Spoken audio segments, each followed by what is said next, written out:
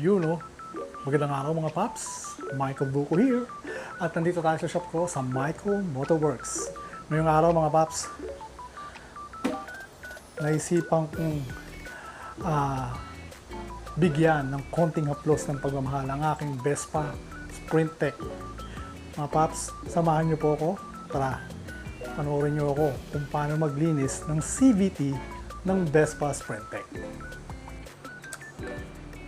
First, tanggalin natin muna itong mga tornilyo mga paps.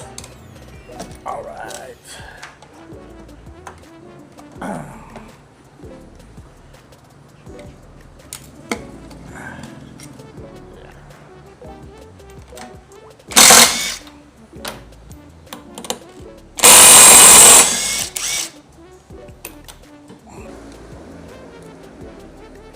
Tanggalin natin yung mga washer.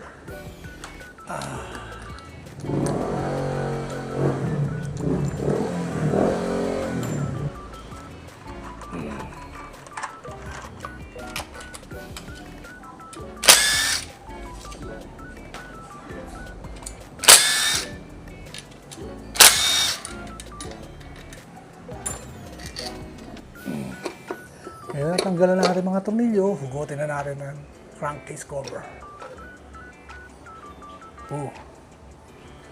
Itong Vespa Sprint Tech ko mga papi,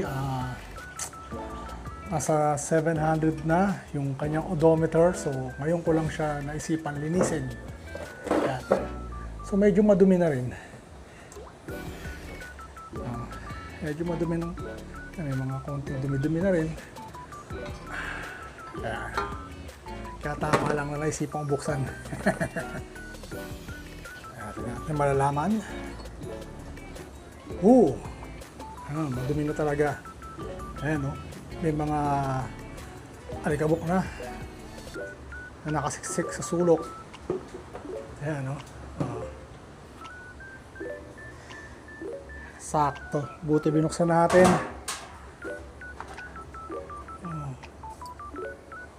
Washer.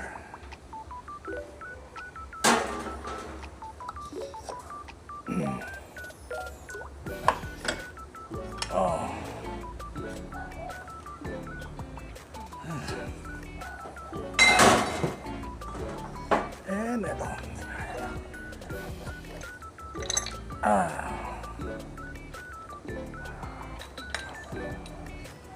Madumi na nga. Ay, buti na lang naisipan natin buksan.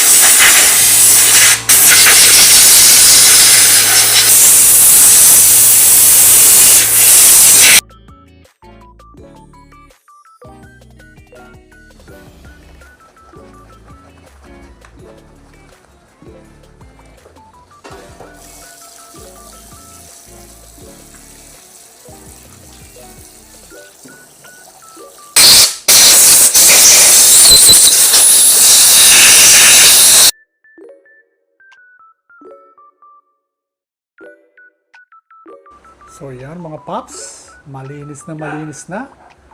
Wala nang kahit anong bahid ng dumi. Oh, diba? Wow! So ngayon, isasalpak na natin to mga paps. Kaso, ay, Ito ang isang dilemma. Maglilinis lang sana ako ng CVT. Pero may biglang pumasok sa isipan ko. Bigla akong na-demonyo. Total, nakabaklas na naman yung CVT ng Vespa ko. Bakit? Hindi pa natin i-upgrade ang kanyang CVT. Total, meron naman ako mga available pang pulley set at bell ng Koso. Yun nga lang. Taas ng puhunan na ito eh. Pambenta to eh, pang negosyo to eh. Pag kinabitan ko yung Vespa ko neto, lugi na kagad ako. Pero wala eh. Yung mga customer ko na kinabitan neto, tapos tinetesting ko yung motor nila at yung mga feedback nila, ayon sa mga feedback nila talagang sobrang satisfied sila at sulit daw yung pagpapa-upgrade nila ng kanilang CVT set, ng kanilang mga Vespa. Although ako naman, alam nyo naman ako, stock is good ako lagi. Kaso alam mo yung, nadidemonyo ako ng mga customer ko. Ewan ko ba? Ano, kapitan natin? Testing natin? Ano? Shit! Hi! It's now or never. Tara, kabit na natin mga paps. Hay, nako. Ilang araw ko na inaawat ko sarili ko. Michael, huwag mong lilinisin yung CVT mo. Sigurado, madidemonyo kang magkabit ng racing parts. Yan, oh. Tingnan nyo naman yung bell. Grabe, oh. Tapos, yung kasama niyang clutch spring, center spring, 1,000 RPM lang. So, medyo tipid pa rin to sa gas, hindi siya lalakas. Kasi alam ko yung stock nasa 800 RPM lang eh. So, 1,000 RPM para may konting sibat to mga papi. Kasama na rin siyang washer, collar, at ito yung black edition natin na Koso CVT pulley set para sa Vespa. Ayan. Lighten na rin siya mga paps. At may kasama siyang may bola na rin. Yun nga lang, hindi ko kakabit tong bola na to. Kasi ito, 13 grams to. So yung stock na bola ng Vespa is 15 grams, yung para sa Sprint and Primavera. So mas gusto ko pa rin gamitin yung stock grams kaysa dito sa 13 grams. Mas gumaang ng konti, ayoko. Kasi yung mga tinetesting ko na naka 15 pa rin, na naka Koso, mas maganda pa rin yung alangkada niya compare dito sa mas magaan. Ayan. Kabitan natin yan mga paps. It's now or never. So yun mga paps, ito yung stock na center spring at ito yung sa Koso.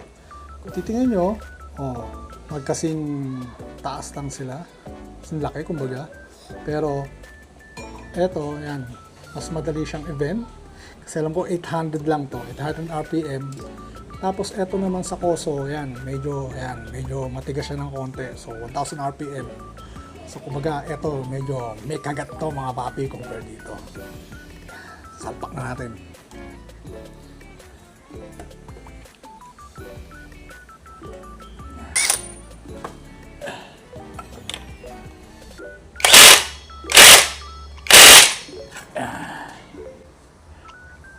Tsaka, quick info about sa Koso. Ito, yung slider piece ni Koso mga papi, same siya ng sukat ng stock na slider piece ni Vespa Sprint and Primavera.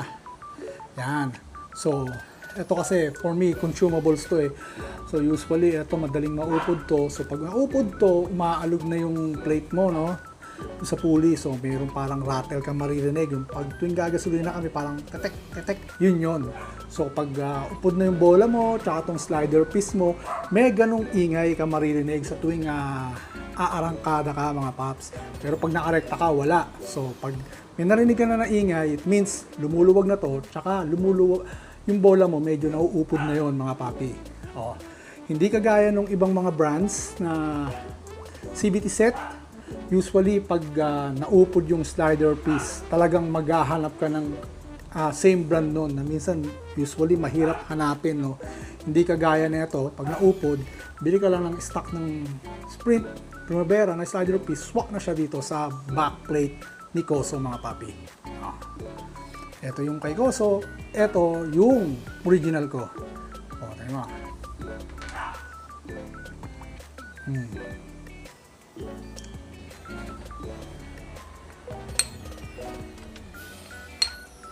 Tapos ganito yung tamang pagkakabit ng bola mga paps. Yung pinakamakapal na plastic dito siya sa side.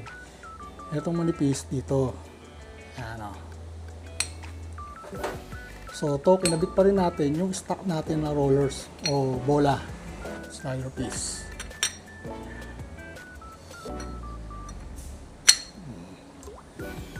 Tapos yung kasama niyang collar, yun na rin yung kakabit natin mga papi. Alright, diba? Pogi!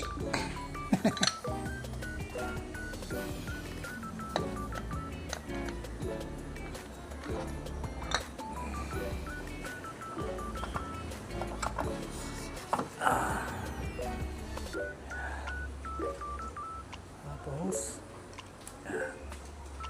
then, tantaran, tantaran, tantaran.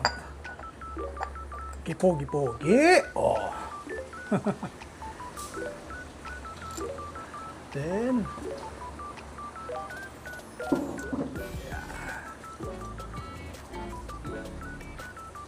final.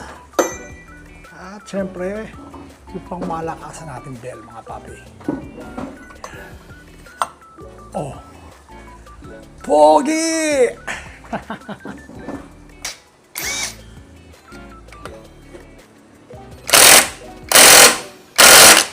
Alright. Testing, testing, testing.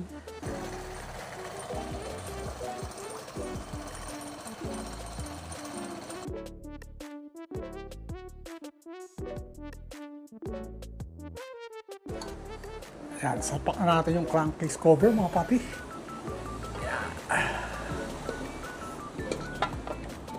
Ayan. Ayan, mga tornilyo niya. Isa-isa na natin salpak.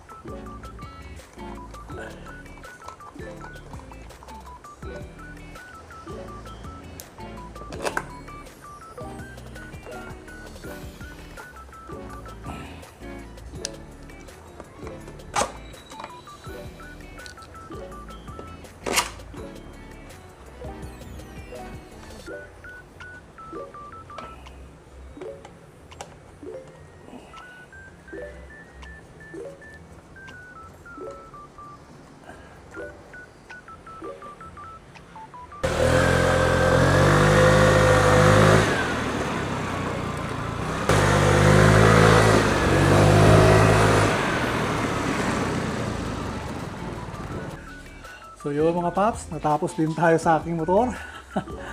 Ito ang problema namin mga shop owners eh. Tapos ikaw din ang mekaniko, may tinda kang parts. So minsan, imbis na kumita ka, nalugi ka pa.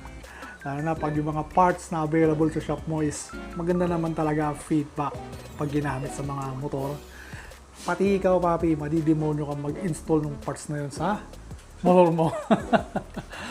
Naway, yung mga paps natin dyan, ya, mga gustong mag-DIY ng CVT cleaning ng kanilang mga Vespa or mga scooter nyo pala, naway may mapulot kayong konting kaalaman dito sa video natin.